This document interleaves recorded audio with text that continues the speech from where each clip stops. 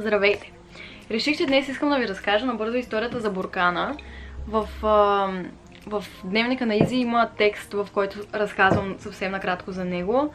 Също и в много мои влогове говоря за него, но никога не съм сядала подробно да разкажа историята му. Преди горе-долу една година, на Нова година, Поли и Гринго подариха един буркан на Пешо, който беше пълен с предизвикателства.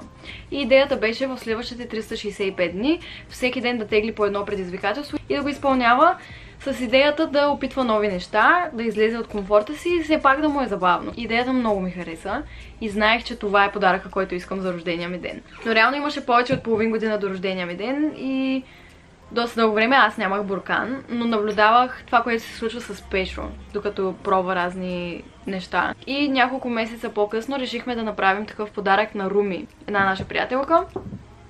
И ни беше много интересно да следим нейното развитие и какво й се случва, докато тегли късмети от нейния буркан, като нейните ги написахме специално за нея.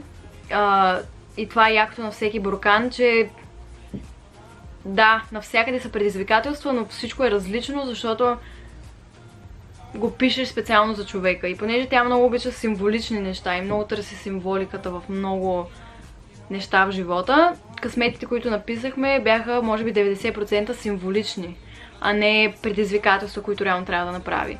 Примерно има някакви случайни числа в късметите, има цветове, има намери бялата птица, някакви неща и такива.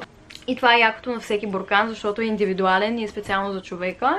И реално буркана на Руми го напълнихме аз, Пешо и Габи. Месец и половина някъде по-късно, след като го подарихме на Руми, вече имах рожден ден. И понеже още от Нова година казах, че това искам да ми е подаръка, получих този буркан. Всъщност получих друг буркан, по-мъничък, но понеже имаше много късмети, си купих по-голям. И вътре има над 400 късмета от над 20 различни човека, като всеки ми е написал по 10-15 и постоянно, когато се срещна с нови хора, ги моля да ми добавят някакви. И абсолютно винаги нещата, които ми се падат, са неща, от които се нуждая и дори първоначално да реагирам негативно, винаги ме водят до нещо хубаво. И до момента каквото и да съм теглила, просто винаги е било много интересно и ме е карало да изляза от комфорта си по начини, които по принцип наистина не бих. И освен това, всяка сутрин, всеки мой ден започва с някакво вълнение и желание да пробвам нещо ново, защото ми е много интересно да видя какво ще ми се падне. И така вече тегля повече от 3 месеца. Опитах изключително много неща. Наистина, ако гледате влоговете ми във втория ми канал, там много често говоря за този буркан и много често тегля късмети. Също в Инстаграм много пъти съм качвала сторита, в които изпълнявам разни късмети.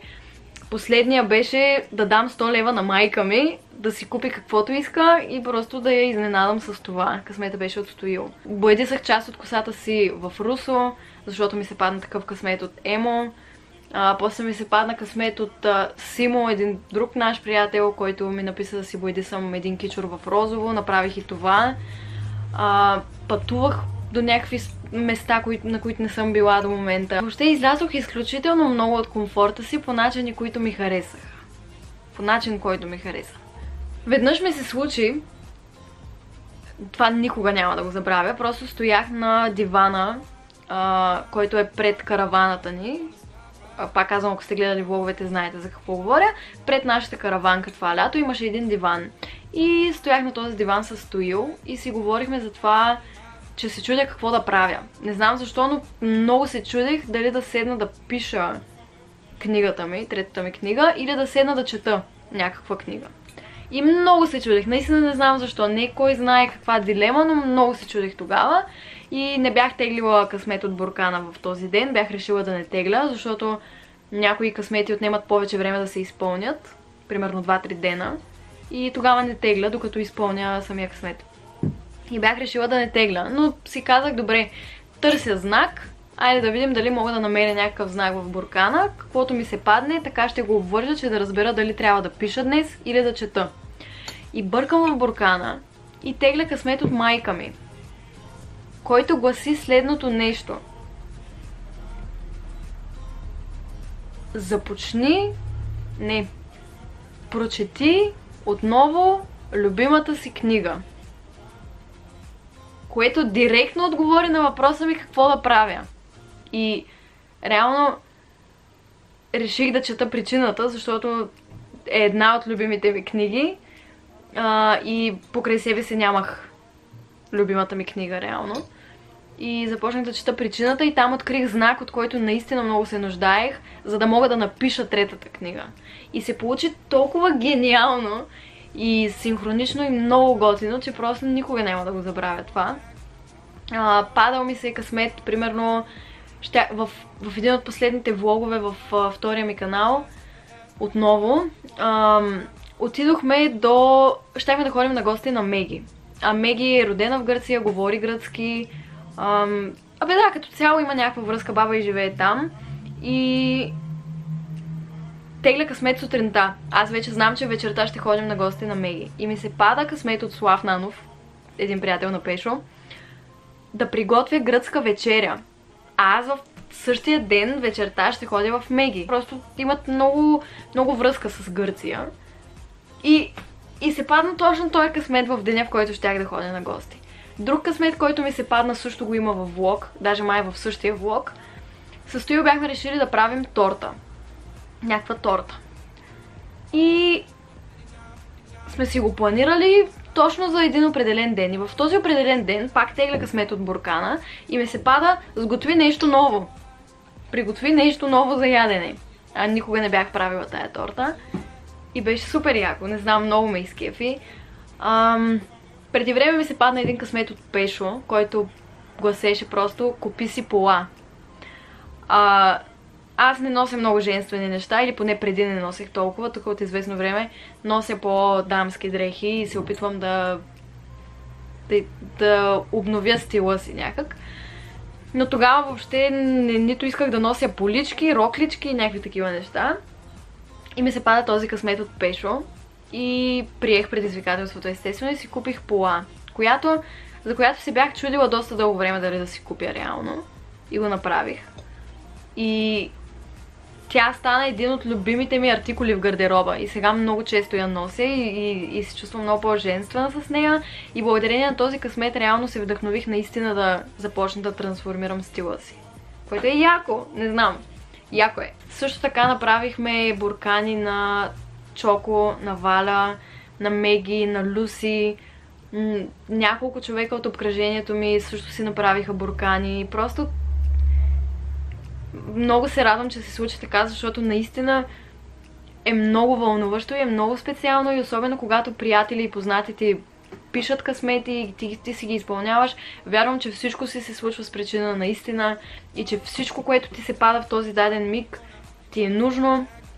Точно заради това има и такава функция в приложението ми, късмет на деня. Като бях по-малка, постоянно теглих такива приложения, в които има късмет на деня и си ги приемах, нали, като знаци и си ги обвързвах и беше супер интересно. За тези, които вярват, може би. За някой може да не е интересно. Но е много вълнуващо.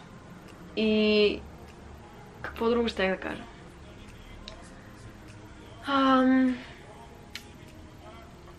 Преди време ми се падна късмет от колежката на мама, една нейна много добра приятелка също, да преброя колко бобчета има в 2 кг боб. И 2 часа аз стоя и броя бобче по бобче. И това може да звучи като много тъп късмет, но всъщност това толкова ми тества търпението, защото съм много нетърпелива по принцип, че беше един от най-яките и полезни късмети. Същата тази жена, Красито, тя ми е писала късмет, който гласеше да вляза под душа с дрехи. И това никога не бих го направила, ако не ми се беше падало. И беше супер интересно, за 30 секунди влязох с дрехите. И вече знам какво е чувството. Не знам, просто има много интересни неща. Има и някоя друга простотийка от, примерно от гаджето на Руми или от Слав. Но дори те са забавни. Също Емили. Емили е една приятелка от Австрия. Това лято се запознахме с нея благодарение на Роми. Тя ми написа да си измия ръцете, като ръкавите ми са до тук. И го пробвах, нали? Има и такива неща, които са глупави, но дори те карат да се забавляваш, защото понякога се взимаме много на сериозно и примерно аз веднага си казах, това е толкова тъпо и детско и защо трябва да го правя, но просто ти разширява комфорта по един или друг начин и те кара да се чувстваш дори малко като дете. И е готино, според мен. И имам супер много истории с този буркан и съм много благодарна, че го имам. Наистина прави живота ми много по-хубав. Преди време, тук преди 2-3 седмици някъде ми се падна късмет да изляза с колата вечерта и да пея музика, да слушам музика и да пея любимите ми песни. И излязох сама към 12 часа вечерта и обикалях с колата съвсем бавничко по булеварда просто, нямаше абсолютно никой и просто слушах музика и пях и беше толкова хубаво, много хубаво ми беше и много имах нужда от това. И да, като цяло наистина историите са много, даже трябва да си ги записвам някъде, защото ще забравя. Дори бях решена да напиша книга за този буркан и всеки ден да записвам какво ми се случва, но не го направих, защото вече имам други неща, над които трябва да работя и книги. Но да, някой път може би ще издам нещо с тези истории. Радвам се, че много от вас се вдъхновиха и също си направиха. Препоръчвам го. Това е много готин подарък, който не струва много, защото в Jumbo примерно продават буркани за 2-3 лева. Много хубави буркани. Купувате цветна хартия, която е максимум 1 лев. И просто пишете и слагате и подарявате и зареждате буркана с много любов. И наблюдавате как живота на човека, на когото сте го подарили, се променя. И така. Яко е. Препоръчвам го и се радвам, че ви го разказах всъщност, защото